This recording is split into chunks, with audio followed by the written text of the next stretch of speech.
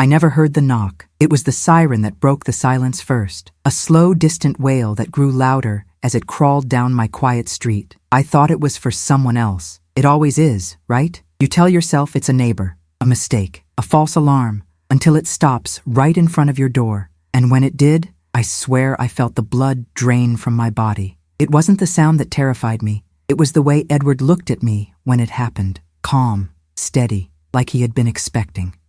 Like this was the plan all along. I didn't even get the chance to ask what was happening. The knock came fast, then louder. 3 hard pounds against the wood. I opened the door thinking maybe it was a delivery gone wrong. I was still wearing my house slippers, still holding the mug of coffee I had reheated twice that morning. The officers didn't say much. They showed me papers, said there was a complaint, something about inconsistencies. I didn't understand. I kept looking at Edward for answers, but he just stood behind them, hands in his pockets, eyes low. The man who promised to protect me just watched as I was handcuffed in front of our home. My neighbor, Mrs. Lynn, peeked through her window. I saw her pull her grandson back from the glass. I wonder what she thought of me. The kind woman who used to bring leftover dumplings now being taken like a criminal. My knees buckled as they walked me to the car. I turned to him. I said his name. Once, twice, begged him to say something. His lips moved, but there was no sound. Then finally, he said it. Just go with them. They'll figure it out.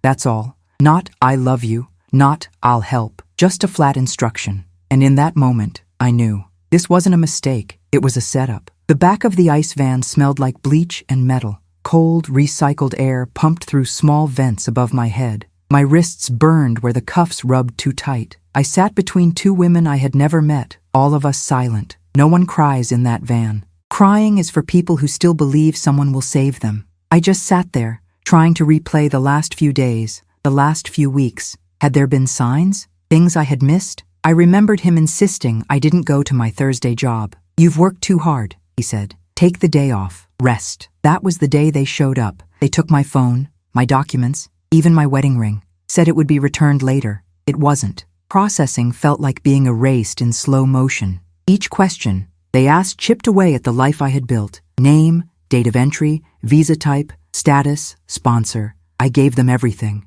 Still, none of it mattered. I was told there was a discrepancy in my case, that someone had flagged my file, but no one would tell me who. All they said was that the report came from someone close, someone I lived with. I didn't cry that night, not because I wasn't broken, but because I had no tears left. I lay on a plastic cot, under a thin gray blanket that smelled like disinfectant and old sadness. Around me, other women whispered in Spanish, Portuguese, Tagalog. Some prayed, others just stared at the ceiling. I closed my eyes and thought about our kitchen, about how Edward used to wait for me to come home with groceries, how he would hug me from behind while I cooked. I thought about the way he smiled when I laughed, and I wondered, was it all fake? Or did he learn to hate me somewhere along the way? People think betrayal comes loud, like shouting or slamming doors. But no, real betrayal comes quietly, in the silence of someone who no longer defends you, in the empty echo of a door closing behind you, in the blank stare of a man who once held your face in his hands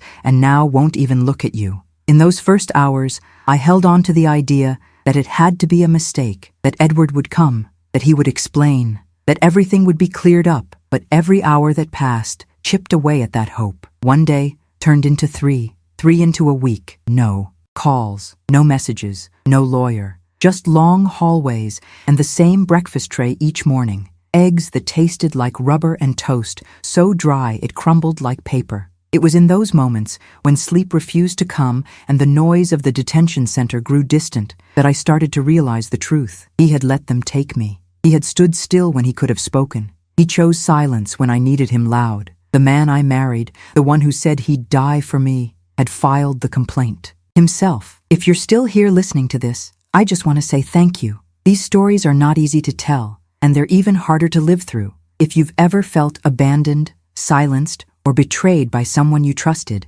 know this: your pain is valid, and you are not alone. Leave a comment below with the words, "I still matter," because your story, your voice, could be the light someone else needs today. And if you believe stories like this should never be buried, subscribe to our channel. Every click helps bring these truths to light. My name is Teresa Morales. I was 26 years old when I first stepped onto American soil. I didn't come with much, just a duffel bag, a rolled-up photograph of my mother tucked into my wallet, and a heart swollen with hope. I crossed legally on a tourist visa, thinking I would stay for a few months, maybe help out a cousin who had just given birth. But life, as it often does, had other plans. What started as a short visit turned into a life I built piece by piece, one cleaned house, one babysitting shift, one sleepless night at a time. El Paso was nothing like the small town I had left in Mexico. There were highways instead of dirt roads, neon lights instead of candles, and people who rarely made eye contact, but there was something comforting about the structure,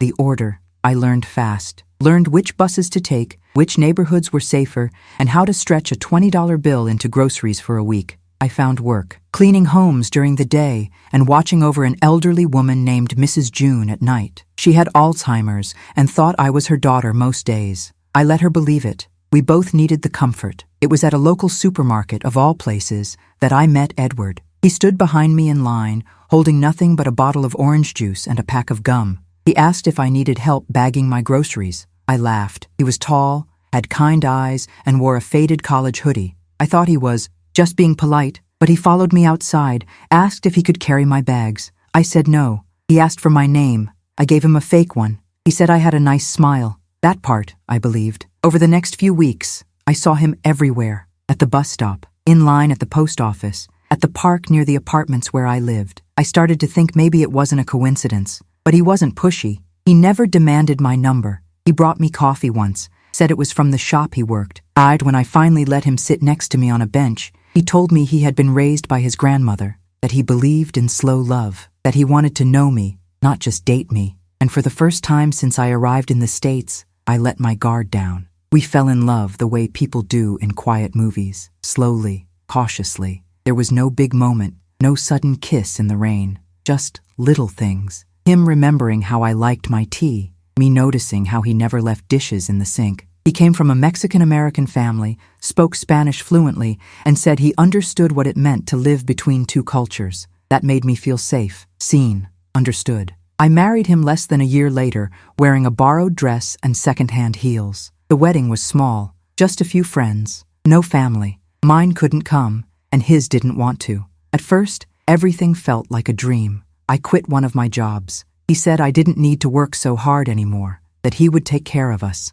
that he wanted me to rest. I believed it. He brought home groceries, cooked for me, rubbed my feet after long days. He made jokes about starting a family someday. We even painted the second bedroom in soft yellow, just in case. It was the life I had always imagined. Soft, safe, simple. But slowly, almost too slowly to notice, things began to shift. He started checking my phone, said he just wanted to make sure I was safe, that there were bad people out there. Then he asked me to stop calling. Certain friends said they were a bad influence, negative energy. One by one, I lost touch with the only people who knew where I came from, who knew who I was before him. He said social media was dangerous, that it made relationships fake, so I deleted my accounts. At first, it felt freeing, like we were living in our own little world, no distractions. But soon, I realized that world had walls I couldn't see, until I tried to step outside. When I got a call from Mrs. June's daughter, asking if I could return part-time to help her mother, I told Edward. He smiled, then frowned,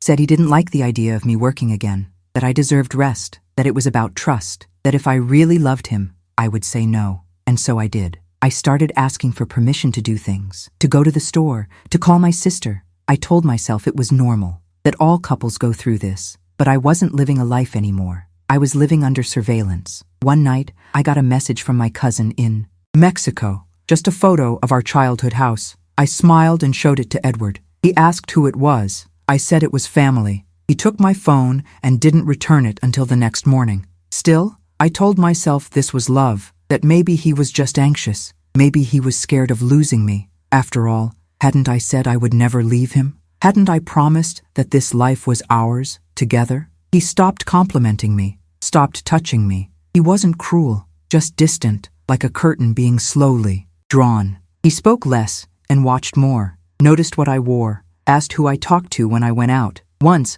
I stayed at the laundromat 5 minutes too long. He asked why. I said the dryer broke. He nodded, but the next day, he installed a washer at home. It became harder to breathe, like the air in our house belonged to him. I started writing letters to myself, little notes I hid in the pantry. reminders that I existed outside of him, that I was still Teresa, still someone, still real. There's a silence that settles in your chest when you realize the person who said they would protect you is the one you need protecting from. It doesn't scream. It whispers. It makes you second-guess every memory, every moment, every I love you. And yet, I stayed. Because I had nowhere else to go. Because I thought maybe things would get better. Because he never hit me. Because he never yelled. Because part of me still loved the man he had once been. Sometimes, the cage is made of gold. Sometimes, the bars are invisible. Sometimes love doesn't leave bruises, but it still wounds you every single day. Thank you for being here and listening to this part of my story. If you've ever felt trapped in something that others couldn't see, please know this. You are not imagining it, and you are not alone. Share your thoughts in the comments below. Even if it's just a single word that describes how you feel right now, your voice could be the very thing someone else needs to read tonight. And if stories like this matter to you, take a second to subscribe. This space was made for you too. The change didn't come all at once. That's what people never tell you. When you imagine abuse, you picture loud voices, bruises, broken glass, the unmistakable sound of violence. But what I lived through was different. It was soft. It crept in like fog under a closed door. It didn't slam into me. It wrapped itself around me so slowly that by the time I noticed, I couldn't breathe without asking for permission. It started with simple requests that sounded like concern. Edward would ask me to text when I arrived at work and again when I left. I didn't mind. It felt sweet at first, like someone who worried about me. Then he started calling me during lunch breaks. If I didn't answer, he'd say he just got anxious, said he had a bad feeling. Once, he showed up outside one of the houses I cleaned, said he was in the neighborhood, but I knew he wasn't. He told me he trusted me, but not the world, that it was full of danger and bad people. He said the only way to protect me was to keep me close. I nodded, because it's easier to nod than to fight a feeling you haven't fully named yet. He changed the locks on our apartment after saying someone tried to break in, but I never saw a report, never heard from the neighbors about it. He made duplicates of my house keys, kept the originals in a drawer I wasn't allowed to open. I asked why. He said, just in case. When I asked in case of what, he kissed my forehead and said I worried too much. Once, I mentioned I wanted to go visit an old coworker. We hadn't seen each other in months. She had just had a baby. Edward smiled and asked, why would you want to go there when we have everything we need here? He said it like an invitation, not a warning, but I canceled the visit anyway. I could feel it, that quiet shift in the air when I pushed against his walls. He watched what I wore. He said certain tops were too revealing, that I was beautiful and didn't need attention from strangers. I stopped wearing them. I started dressing in ways that made me invisible, clothes that were comfortable but unremarkable. He said he loved me natural, so I stopped wearing makeup. He said perfumes were for women who wanted to be noticed, so I stopped using fragrance too. At some point, I couldn't remember what I looked like when I still belonged to myself. The refrigerator became a place of control too. He took over the grocery shopping. He said I wasn't budgeting correctly, said he knew how to make our money stretch further. I was relieved at first, one less thing to worry about. But over time, meals became regulated. He didn't like spicy food, didn't like fish, thought rice made people lazy. He said all of this casually while scrolling on his phone or watching the news. But I noticed. I started cooking less of what I loved and more of what he would approve. Then came the passwords. He said couples should have no secrets, so we shared everything. Phones, emails, bank logins. But soon, he started changing things without telling me. I would try to log into my email and get an error. He'd shrug and say it must be a glitch. When I tried to call my sister, the number was gone from my contacts. When I asked, he said maybe I had deleted it by accident. At night, I would lie in bed staring at the ceiling, wondering if this was what marriage was supposed to be. Was this normal? Was this how love operated? Through silence, through small erasures, through an ever-growing sense of doubt. I once read that emotional abuse works by making the victim doubt their reality. That confusion becomes the weapon. That memory itself becomes unreliable. And that is exactly how I felt. Like I was shrinking in my own body. Like the apartment got smaller with each passing week. Like my thoughts were not mine anymore. One afternoon, I got a call from my mother in Mexico. I answered with excitement. It had been weeks, but before I could speak, more than a few words, Edward walked into the room. I don't know what came over me,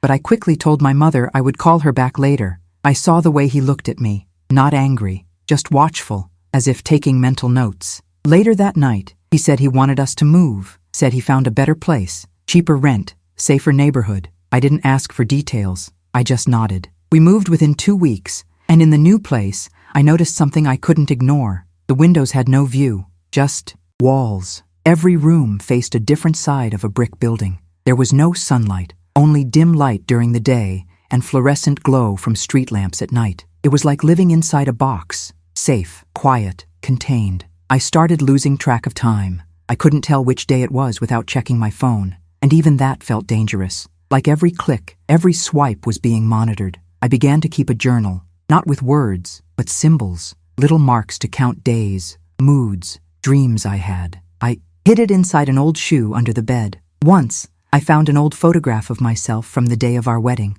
I looked radiant. My hair was longer, my smile wider, my eyes bright. I stared at that image for a long time, then tucked it back into the drawer and never opened it again. People always ask, why didn't you leave? Why didn't you run? But what they don't understand is that abuse doesn't feel like fire. It feels like drowning in slow motion. By the time you realize you need air, your lungs are already full of silence. Thank you for staying with me through this part of my story. If any part of this felt familiar, if it stirred something inside you that you haven't spoken about, I see you. Leave a comment with the words, I remember who I am, because writing it may be the first step back to yourself. And if this story touched you in any way, please consider subscribing to this channel. We share these voices to remind you that healing begins when silence ends. It was a Monday, morning like any other. The kind of morning where the coffee is a little too strong and the silence in the kitchen feels heavier than usual. I had just finished sweeping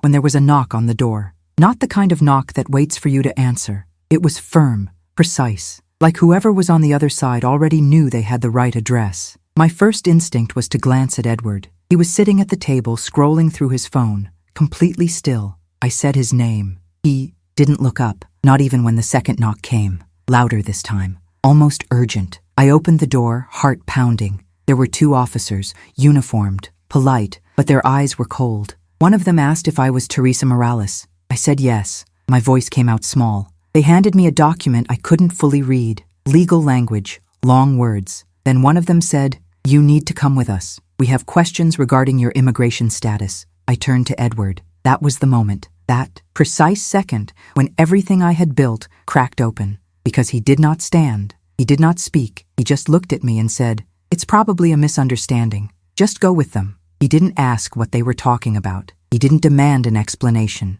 He didn't reach for me or hold my hand. He just sat there, phone in hand, as if nothing was happening. I felt a strange chill run through me, not from fear of the officers, but from the sudden, unbearable coldness of the man I called my husband. They allowed me to grab a sweater. I asked if I could bring my phone. They said no. I asked if I could call someone. They said later. I turned to Edward once more. His face was unreadable, not angry, not sad, just empty. Like he had already moved on from this moment, like I was no longer part of his life. As they led me to the vehicle, I caught sight of my reflection in the side mirror. I didn't recognize the woman staring back, her eyes wide with disbelief, her mouth open, as if caught mid-question. I wanted to scream, to shout that this was wrong, that I had done nothing, but the words stayed locked in my throat. The van smelled of metal and tired stories. I sat between 2 women. One was crying softly, her hands trembling in her lap.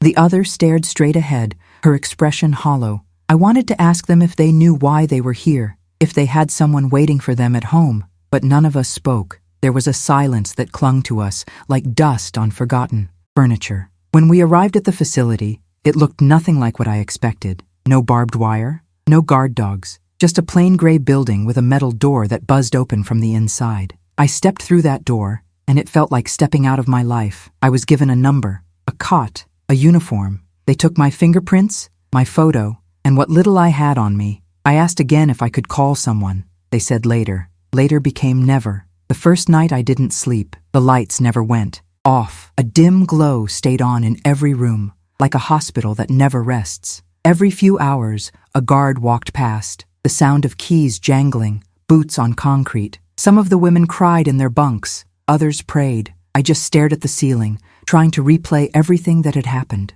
Was there something I missed? A sign? A warning? By the third day, I was finally allowed a brief meeting with a court-appointed attorney. He was young, nervous, kept glancing at his notes. He asked questions. Like, did you overstay your visa? And were you aware of your removal order? I told him I didn't understand, that my paperwork had been handled by my husband, that I had never received any letter. He said the system was overwhelmed, that mistakes happen. But this didn't feel like a mistake. This felt personal. He told me that someone had submitted a complaint against me, anonymous, but detailed. He didn't have the name, but I saw it in the way he looked at me, like he knew I already had a suspect in mind. I asked him if my husband had been contacted. He said he hadn't received any confirmation of that, but deep down, I knew. I knew from the moment he didn't stand up, from the way he said, just go with them. I kept hoping he would call, that he would come, that any moment now, someone would walk in and say it was all a misunderstanding. I pictured him showing up with papers,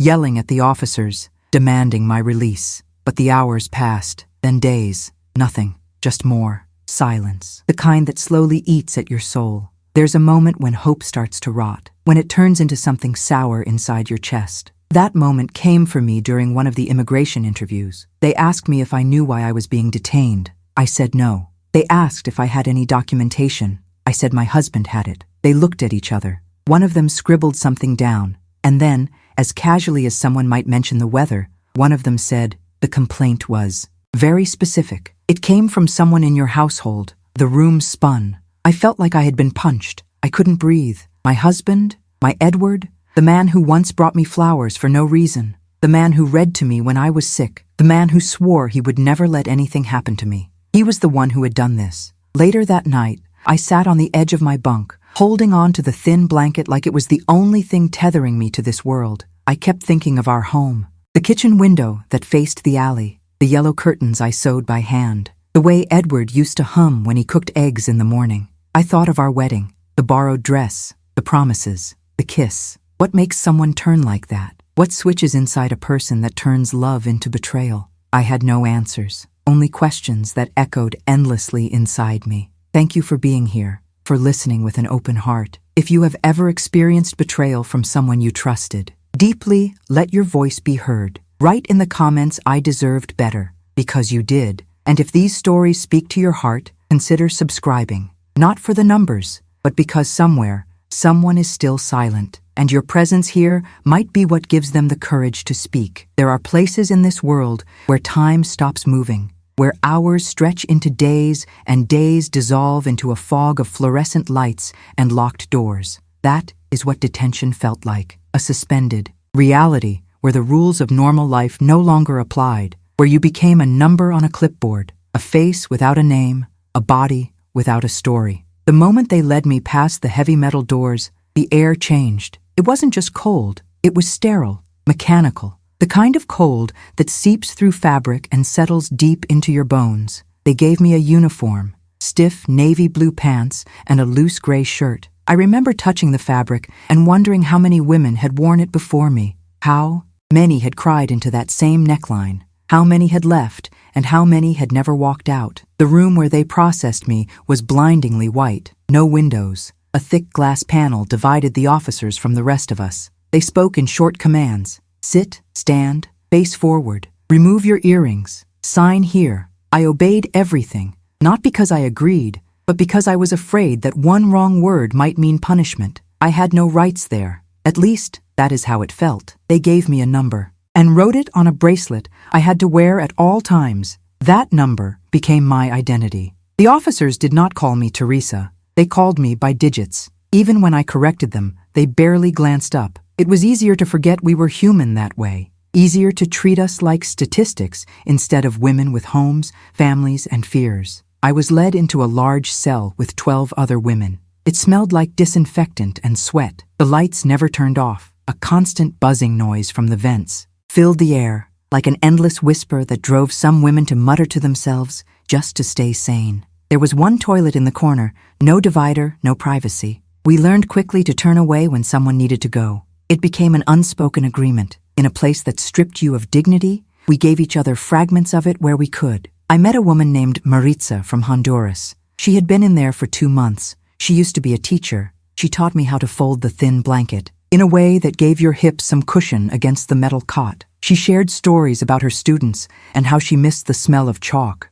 We clung to memories like lifelines, each one a piece of ourselves that hadn't been stolen yet. Every morning we were woken at 5 a.m. No alarm, just the blinding lights flicking on and the sound of a baton tapping against the bars. Breakfast was the same every day. A plastic tray with scrambled eggs that tasted like rubber, a slice of toast, and a juice box. Lunch was a microwaved burrito. Dinner was pasta that stuck together like glue. I stopped being hungry after the first week. I only ate because the dizziness was worse than the hunger. We were allowed outside twice a week for 30 minutes at a time. A concrete yard surrounded by high walls. No trees, no sky. Just a sliver of light that reminded us the world still existed out there. Some women would stand silently and let the sunlight touch their faces like it was holy. Others walked in, circles, counting steps as if that small control meant something. The guards weren't cruel, but they weren't kind either. They were indifferent, like this was just a job and we were just the background noise. I watched one of them yawn while a woman collapsed from panic. Another one rolled his eyes when a young girl begged to call her mother. The scariest part wasn't the shouting. It was the silence, the way we could scream and no one would flinch. Every few days, new women arrived. Some stayed for hours, others for months. One came in bleeding. She had miscarried during transport. They gave her Tylenol and a pad. That was it. We helped her clean herself. We held her when she cried. We whispered that she would survive, even though we weren't sure we believed it. I kept asking to see my file. I asked to speak to a lawyer. I asked to make a call. The answers were always the same. Later, soon, tomorrow. But the days kept passing, and nothing changed. I wrote letters in my head to Edward. Letters I would never send. Sometimes they were angry. Sometimes they were desperate. Most of the time, they were just confused. How could someone look you in the eyes every day and still throw you away? One night, I dreamt that I was back home. Our old apartment. The way the curtains moved with the breeze. I could smell the candles I used to light in the kitchen. I woke up crying, curled into myself like a child. I didn't cry because I missed the place. I cried because even in my dreams, he hadn't come looking for me. That's when it really hit me. He had planned it. This wasn't a mistake. This wasn't something that happened to us. This was something that he did to me. I remembered how quiet he had been the morning they took me. How calm. I remembered the way he told me to just go. No panic, no fight, just permission. As if he had rehearsed it in his head 100 times. When the truth starts to settle in, it doesn't scream. It whispers, and the whisper was clear now. He had filed the report. He had orchestrated this. He wanted me gone. There are moments in life where you have to choose between falling apart or pulling yourself together piece by piece. That night, lying under a blanket that smelled like bleach and sorrow, I made a promise to myself. I would not disappear. I would not be erased, not by this place, and not by him. Thank you for staying through this chapter of my journey. If you've ever felt invisible, like your pain didn't matter, please know that I see you. Your story is important. Leave a comment below that says, I am not disposable. And if you believe these stories deserve to be told, to be heard, to be remembered, please subscribe. Because our voices matter, even when the world tries to silence them. They told me I had an hour, 60 minutes to gather my things, if I had any, and prepare for what they called repatriation. A word so sterile, so hollow, it almost sounded like kindness, but it wasn't. It was deportation, forced removal, decision made without my voice. I had no hearing, no warning, no chance to explain, just a paper shoved into my hands with a date and a flight number. It felt like someone had erased my existence with a stamp. The flight was early, the kind that leaves when the world is still half asleep. They put me in a van with 3 other women. No one spoke. The silence in that van was different from the silence in detention. It wasn't heavy, it was numb. We were past the stage of crying, past the panic. We were ghosts in our own bodies, staring through windows that showed us a life we were no longer part of. At the airport, we were led through a separate entrance. No security lines, no families waving goodbye. Just armed officers and a side hallway that smelled of industrial floor cleaner and old metal. They handed us our documents in plastic envelopes, like we were prisoners being returned to sender. One officer told me not to make a scene. Another said good luck, like I was going on a vacation I had chosen. The plane wasn't full. I was seated in the back row, near the bathroom. The air was cold, and I curled my body toward the window as if the glass could protect me from the shame I felt burning through my skin. As we took off, I looked down at the city I had once called home, the skyline shrinking until it was nothing but a memory, a blur, a chapter being closed against my will. I arrived in Mexico City with $23 in my pocket and no one waiting for me. My suitcase had been lost along the way. All I had was the same sweater I wore the day they took me and the plastic envelope with my name printed in bold letters, like a label on an unwanted package. The airport was loud, full of travelers laughing, rushing, hugging their loved ones. I stood still in the middle of the chaos, trying not to cry. I didn't want to look like someone who had failed. I didn't want to look like what I felt, discarded, abandoned, broken. I found a small bench near a coffee kiosk and sat there for hours. I didn't know where to go. My parents had died years before. My sister had moved to another state, and we hadn't spoken since the wedding. I had no phone, no contacts, no plan, just time, too much time, and none of it useful. Eventually, I found a shelter for women. A local nonprofit offered temporary housing for deportees. The room was small, barely larger than a closet, but it had a bed, a blanket that smelled like lavender, and a kind woman named Letty who offered me soup and asked nothing in return. I hadn't heard my name spoken gently in weeks. When she said it, I almost wept. For the first few nights, I couldn't sleep. Every time I closed my eyes, I saw Edward's face. Not the face of the man I married, but the one from that final morning. The blankness, the calculation, the way he had let it happen without blinking. I replayed our last year together like a movie on repeat, looking for clues. Was it always his plan? Did he love me at all? Was I just a convenience? A body to fill space? I started looking for work, but I had no resume, no references. Most places wanted young people or women with local experience. I took what I could find, cleaning hotel rooms, washing dishes in a restaurant where the manager called me Teresa, but never once looked me in the eyes. I sent what little I made to a woman I had met in detention. She was still inside, still waiting. I promised her I wouldn't forget. There is something deeply humiliating about being stripped of your life and returned to a place that no longer feels like home. Mexico was familiar, yes, but I was different. I had loved in English. I had dreamed in another country. I had planted roots that were now torn out, leaving me raw and unsure of where I belonged. I spent months in that strange limbo, half survivor, half ghost. I stopped checking social media, stopped wondering what Edward was doing. I told myself it didn't matter, but of course, it did. Because healing isn't clean. It's messy, it's slow, it's full of questions you'll never get answers to. One afternoon, while walking to work, I saw a little girl selling gum on the corner. She couldn't have been more than 8. Her dress was stained, her hair tangled, but her eyes were fierce. She offered me a pack of gum and smiled with a kind of hope that almost hurt to look at. I bought it even though I didn't want it. I crouched down and asked her name. She said it was Rosalinda. I said mine was Teresa. She said that was her mom's name too. I nodded and said nothing more, but for the first time in weeks, I felt a flicker of something, a thread connecting me to the world again. I started volunteering at a community center on weekends, helping women write resumes, fill out forms, navigate government offices. Most of them had stories like mine, some worse, some still stuck in detention limbo. We didn't speak of trauma directly. We shared it in glances, in the way we passed each other water, in the silence between sentences. That was how I began to stitch myself back together. Not through forgiveness, not through forgetting, but through service, through the quiet power of standing beside other women who had also been reduced, erased, returned. Together, we reminded each other that we were still here, still breathing, still human. Thank you for walking through this memory with me. If you have ever had to start over from nothing, if you've ever felt like the ground disappeared beneath your feet, know that you are not alone. Type in the comments, "I am rebuilding."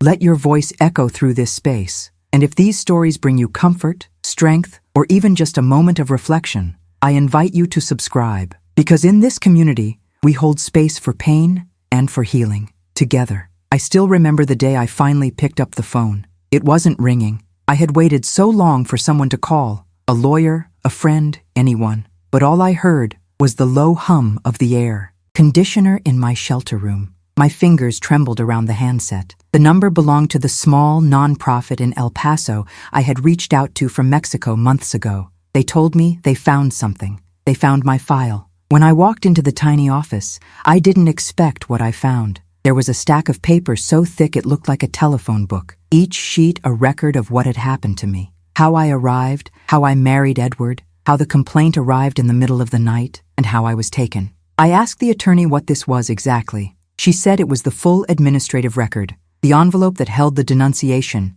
the IP address logged in the system, the email trail used for the tip, the name of the official who signed off. For the first time, I understood the depth of how I was betrayed. It is one thing to feel fooled. It is another to hold the proof. I saw my name. I saw our address. I saw the date of the call made on a Thursday while I was at work. I saw Edward's signature, digital but unmistakable. I saw the note referencing abandonment of household and discrepancies in visa. I could almost hear the click of his fingers pressing send. The equation he built was cold and efficient. I wasn't just abandoned. I was removed. In that moment, I realized I was part of something much bigger than my pain. I had slid into an invisible trap, one carefully laid by the person I trusted most. I thought of the language I had learned in English. Asset, liability, removal. My life, overnight, became legal jargon, and I knew I wasn't the only one. There were thousands of cases like mine. People vanished by paperwork, not violence. The weapon was not a fist.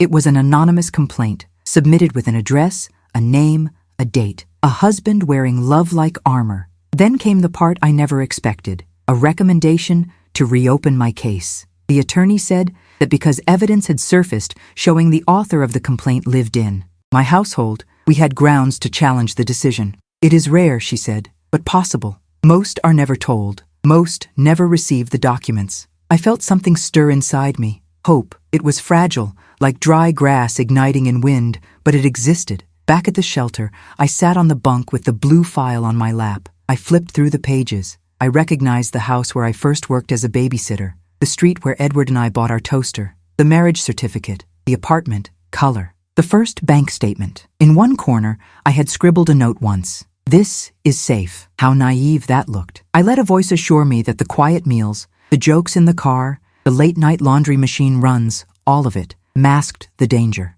I let love be the silence that kept me blind. My mind raced with questions. How many times had he done it for himself? For convenience? Had he planned it from the start, or slid into it? Does logic require malice? Or can it be simply neglect dressed as protection? I recalled the walks we took along the boardwalk, the sea breeze reminding us we were alive. I recalled his hand in mine in front of the neon signs of the city. I recall the day I suggested we take the train to Chicago. He said no, because he had a meeting. I wish now I had forced it. I called my sister. I told her what I found. Her voice cracked, but it held strength I thought I lost. She said I should be proud. I told her it felt like waking up after the longest sleep. She said this is just the first chapter, and I listened. And here I am, telling you this truth. Not because I am shining, not because I have answers, but because we deserve to know. If you have ever felt something in your home that did not make sense, if your trust was your undoing, type I uncover truth in the comments below,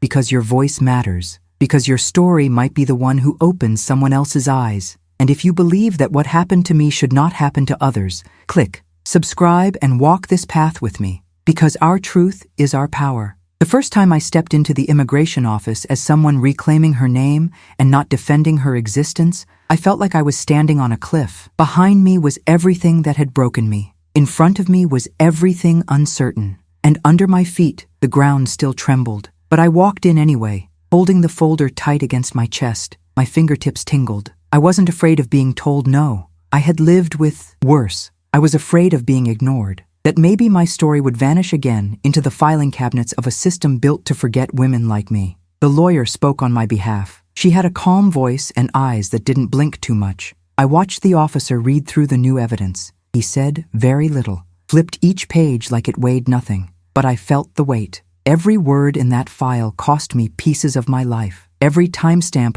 was a bruise that had healed wrong. Every signed form, betrayal that still left a scar. I wanted to scream that this was not just paperwork. This was my life, but I stayed silent, afraid of breaking the moment. I had learned that silence, when chosen, could be power. The officer paused at the section where the digital signature appeared. Edward's full name, clear as glass. His IP address, the date he submitted the complaint. a time that matched the morning I was home, baking banana bread for his coworkers. He had eaten 3 slices before noon, told me they were the best I ever made. Hours later, he turned me in, and still came home that night, kissed my forehead, slept beside me like nothing had changed. The file also showed emails he had sent from our shared laptop. He created a fake account to appear as an anonymous citizen concerned about a possible immigration violation. He submitted copies of my old visa, scanned our lease. He listed our full address. He knew exactly what to say to trigger an expedited case. I had once taught him how to navigate government websites. I thought I was empowering him. I was preparing my own undoing. The officer asked me a question I hadn't expected. He asked if I wanted to press charges. I froze. It felt like being asked to press a button that might implode the past 5 years. I didn't know how to answer. What do you do with a love that turns into evidence? I told him I needed time. He nodded, but something in his face changed. Maybe respect, maybe pity, maybe both. That night, I sat alone in the garden behind the shelter. The sky above was dusted with stars. A kind of quiet surrounded me that didn't feel like loneliness. I closed my eyes and thought about justice, not revenge. Just truth, just recognition. I didn't want to see Edward suffer. I wanted people to know what he did. I wanted systems to see how easy it was for a man to weaponize love, how soft control looks on the surface, how gentle the abuser can seem to the world. In the days that followed, I found myself writing more.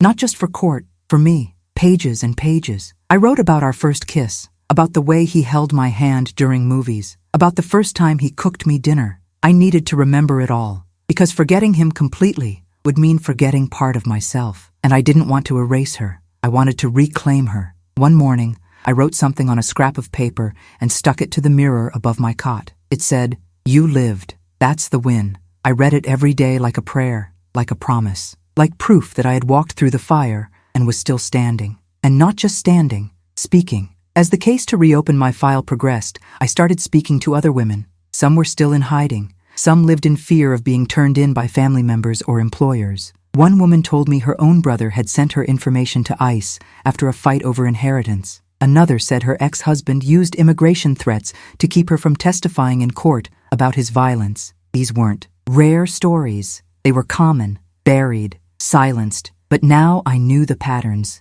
Now I could see the cracks where the light needed to get in. One day, I gave a small interview to a journalist who had been researching spousal deportation cases. I didn't use my real name. I wasn't ready, but I told the truth. Every detail, every moment. When the article came out, I read the comments in silence. Dozens of women wrote, "This happened to me too. I thought I was alone. I thought it was my fault." That's when I knew telling my story wasn't just about healing myself. It was about breaking the cycle, about lifting the weight off someone else's chest. Healing doesn't always come as a sunrise. Sometimes it comes as a letter in the mail. Mine arrived weeks later, a thick envelope. I held it for a full minute before opening it. Inside was confirmation that my case had been reopened, that I could apply to return legally, that someone, somewhere, believed me. I cried for a long time, not out of joy, out of release, out of knowing that I had not been forgotten, that my pain had not disappeared into some government drawer,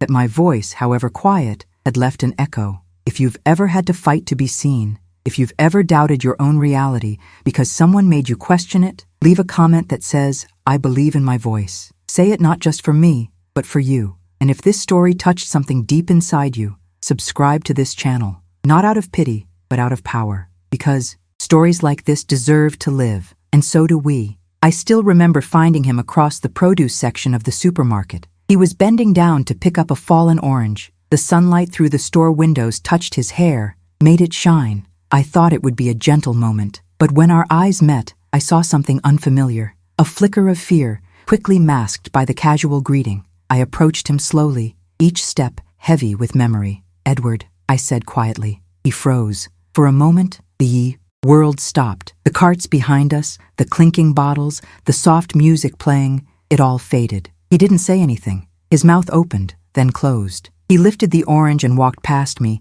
placing it in his basket. I stared at his back. The man who once carried my bags, held my hand, whispered, "I love you," was now simply walking away. No apology, no recognition. I knew he'd left the country, sold the house we once shared, moved away from every familiar street. I found out through friends and property records. But seeing him in person brought something completely unexpected. A wave of ache so sharp, I couldn't tell if it was sadness or anger or both. In that brief moment, I asked myself, how long had I carried his memory in my chest? How much life had passed while I waited for him to act? Later, I replayed the encounter in my mind. I scribbled it in my journal. The orange, the sunlight, the silent space between his words and his actions. I realized how much courage it took to face him, or to try to. I didn't approach him with anger. I approached him with truth. I walked toward the ghost of our life together and said, I remember. And in that act, I claimed something he had tried to take away. When I returned home to the shelter, my hands were trembling. I wrote his name in a rocking chair in the old apartment. I remembered the nights I typed up resumes for him. I remembered our kitchen, the yellow curtains, the way he changed the locks, the way he told me I didn't need to work so hard. I asked, was any of it ever real? Or was I just living someone else's story? It became clear that the fight was not just against the system that deported me. It was against the person who weaponized it. The ink on legal documents, the stamps on envelopes, the official-looking forms, they were all his tools. I realized I was no longer a victim, but a witness, a living record of what happens when love is used as a trap. As I walked away from the aisle, I knew I had crossed a threshold. A line from being silenced to being seen, and I made a promise silently. I would not wait for him to disappear. I would vanish the memory of his betrayal with action, by telling the truth out loud. If you are watching this and you recognize that feeling in someone else's eyes, the moment when the person who promised to stay still chooses to walk away, share your story. Write in the comments, I see me in your story. Because when we speak, we shatter the silence. And if this channel matters to you, subscribe to join others who are reclaiming their voices, their truths, and their lives. Returning to the United States legally was unlike anything I had imagined. I had carried the weight of those years spent wondering if my life, my voice, even my existence mattered. Walking through customs, holding my newly issued visa in trembling hands, I felt a mixture of relief and disbelief. The air smelled different. The city seemed sharper, brighter, as if it had waited for me to return and had held its breath until that moment. I could almost hear it exhale, letting me in. I rented a small apartment not far from the city center. It wasn't much, but it was mine. No shared walls, no forced routines, no invisible cages. I decorated it simply, with warm lights, a small bookshelf, and plants I could care for, because tending to life outside myself reminded me I still had roots. I walked down the street one morning and realized I could move freely, could speak without checking for hidden traps in someone's smile, could breathe without counting the hours until someone decided to take control again. Freedom was ordinary, and yet each step felt extraordinary. I reached out to the women I had met while in Mexico, the ones still struggling with their own deportation cases. We met in community centers, cafes, small libraries. Some of them were scared. Some of them doubted their worth. I listened. I spoke. We shared documents, contacts, advice. And I started to see that the greatest power I had gained from my experience wasn't just the legal permission to be here. It was the lived knowledge of survival. It was knowing the cracks in the system, the ways someone can be used against themselves, and how to fight back. Working in the community, I found a new purpose. I helped women rebuild their lives, navigate legal hurdles, regain their confidence. I watched them stand taller, speak louder, smile without fear. And I realized something that the years in detention and exile had taught me. Survival isn't just endurance, it is transformation. It is using the scars of your past to guide, to protect, to educate. Some days I would sit with a woman recounting how her own spouse had threatened deportation to control her. As she spoke, I remembered Edward, the way he had manipulated systems, how he had cloaked betrayal in the guise of love. I would hold her hands, look into her eyes and say, "It is not your fault. You are not alone, and you will walk through this." Those moments were sacred. Every story shared was a piece of justice returned, a piece of dignity reclaimed. I started documenting my journey, not just for myself, but for others. Detailed notes about what happened, timelines, patterns, emails, testimonies. I compiled it into a guide for women facing similar threats. It wasn't just a survival manual. It was a roadmap to reclaiming voice and agency. And as I wrote, I realized the story had shifted. I was no longer the frightened woman waiting for answers. I was the one giving them, the one lighting the path. There were nights, though, when sleep refused to come. I would lie awake, thinking about the years lost, thinking about what I could have done differently, thinking about the young Teresa who trusted too easily. I didn't allow regret to dominate. Instead, I reminded myself that learning is part of survival, that forgiving the self is as critical as confronting the betrayer. And in this space of reflection and action, I discovered a profound truth. Liberation is not only legal, it is emotional. It is reclaiming your narrative, speaking it aloud, and watching it resonate beyond your own life. I realized that what Edward had tried to erase was not just my presence in the United States, but my sense of self, my voice, my authority over my own story. By returning, by rebuilding, by helping others, I had reclaimed all of it. If you are listening to this, know that your story matters, even if someone tried to silence it. Leave a tayo. Comment with the words, "I am reclaiming my life," because speaking it aloud is the first step toward reclaiming your power. And if you believe that stories of survival and justice should reach those who need them, subscribe to this channel. Here, every voice is valued, every experience honored, and every survivor remembered. There are stories that begin in silence, stories that grow quietly in the shadows, in the spaces where truth is hidden behind love, where pain is softened by routine,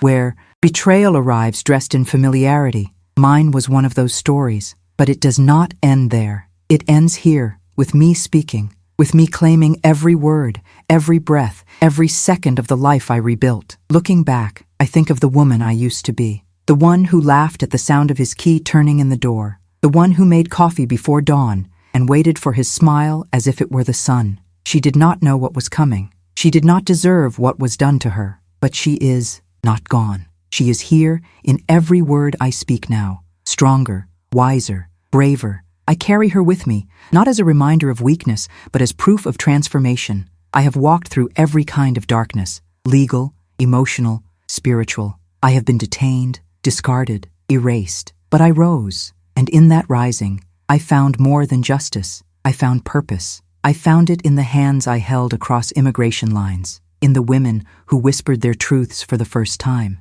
in the moments we cried together, not because we were broken, but because we were healing. To those who doubted me, thank you. You taught me how to stand without applause. To those who believed in me when I forgot how to believe in myself, thank you. You carried me across the hardest days. To those who are still waiting for someone to believe their story, hear this now. Your truth matters. Your pain is not invisible. Your voice can break through walls. I used to think justice looked like punishment, but now I know. Justice is simply being seen. It is a woman standing in her full story, not hiding the hurt, not erasing the ache, but saying, yes, this happened, and yes, I survived. Today, I smile without fear. I sleep without checking the locks. I live without waiting for the floor to fall beneath me. I do not need permission to exist. I do not need love that comes with conditions.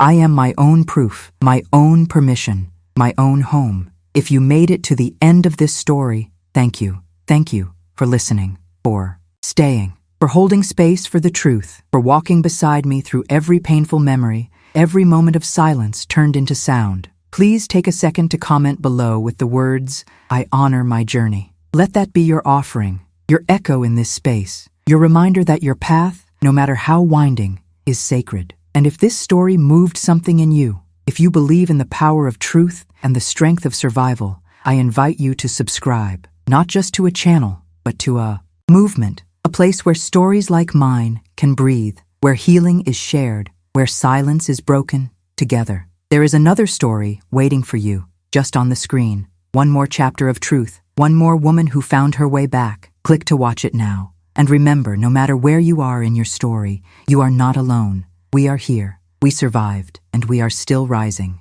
Until next time, thank you. From the deepest part of me, thank you.